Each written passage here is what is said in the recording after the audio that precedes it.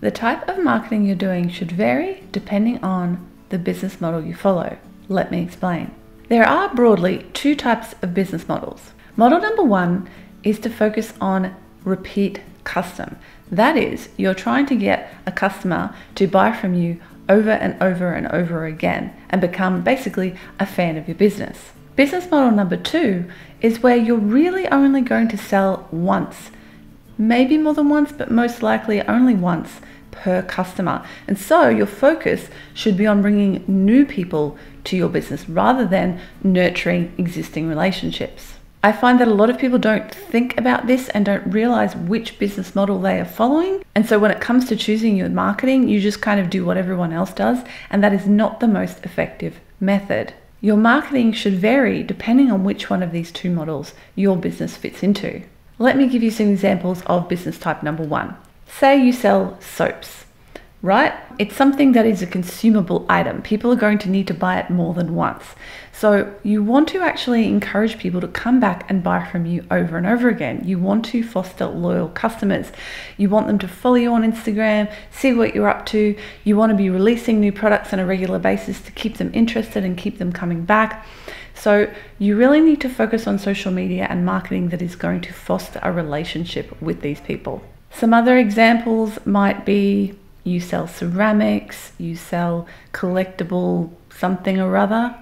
It could be vintage, it could be jewelry, whatever it is, something that people are going to want to buy from you multiple times. Obviously, if you sell any bath and body products or food products. So these are all sorts of industries where you're going to be hoping that you gain loyal customers who buy from you regularly. Now, the second type of business is a little bit trickier because you really are only focused on bringing in new customers because they're probably only going to buy from you once. This goes for anyone in things like the wedding industry, especially. You know, you sell wedding stationery, you sell wedding rings like I do. Chances are they're probably only going to buy from you once. Although it has to be said, I've had numerous customers rebuy their wedding rings from me when they have lost the first one for some reason. If you're in like the graduation, gift industry, any sort of industry where you're probably only going to get customers once.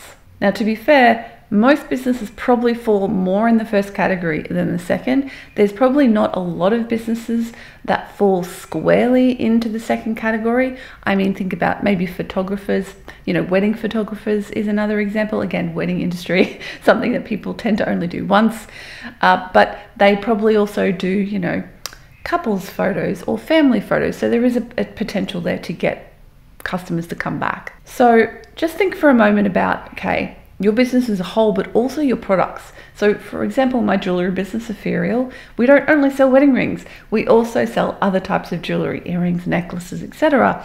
So I actually have both types of customers in my business. I have the people who collect my jewelry and come back over and over again, and I have the people who only ever buy from me once. So when it comes to my marketing, I need to think about how I'm marketing to these two separate groups because they actually will require slightly different marketing strategies. So let's talk about which marketing strategies work best with each group. So in the first type of business model, you're focused on nurturing customers. This is where things like social media are perfect because you are focused on building an ongoing relationship with those people. So TikTok, Instagram, YouTube, Threads, whatever it might be at this point in time as you watch this video. If you're watching this in 10 years time, there's probably something new. Whatever it is, this is a great avenue for you because you actually want to build that relationship and keep people in the loop. The second, well, I would actually argue the most important option for you is a mailing list, because this is where you get direct access to your customers, and if they are fans of your business, they are going to want to hear from you, so they are going to want to be on your mailing list.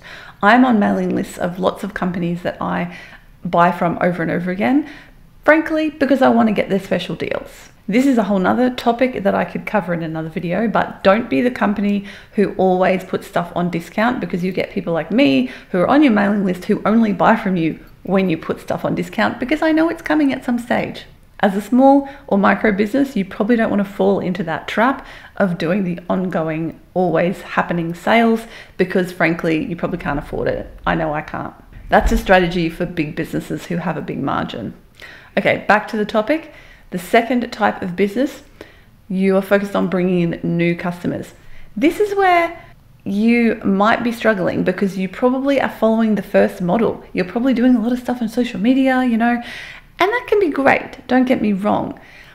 But you really need to think about, how am I bringing in new people? So don't spend so much time on trying to foster ongoing relationships. Things like a mailing list are amazing, but probably not particularly useful, I hate to say it, with this particular demographic of customer, because why do they want to get on your mailing list? They're never going to buy from you again.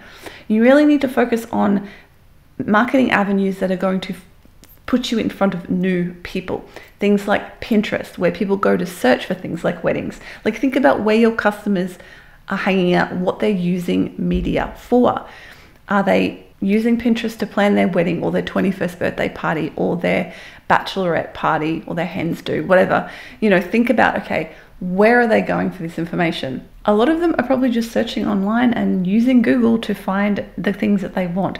So you need to focus on your SEO. You need to focus on search engine optimization and make sure that your business is ranking high, or as high as possible, in that sphere. Same goes if you're on Etsy. If you're on Etsy and you have a business that is focused on bringing in new customers, you absolutely 100% need to focus on your search engine optimization and your photography to catch those people's attention. And this is where something like YouTube is also potentially an awesome option, because YouTube's actually a search engine, just like Pinterest is actually a search engine.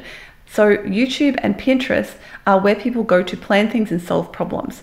If you can do your marketing in a way that reaches the people who are trying to plan things or solve their problem, then you might have a better chance of getting in front of those eyeballs.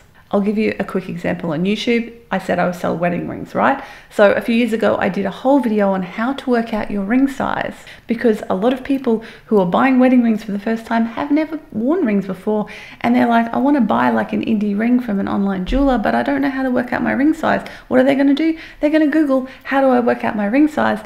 And lo and behold, my video might pop up. They might see that and then go, hey, this lady does jewelry, let's go check out her work. And what do you know? They end up buying from me.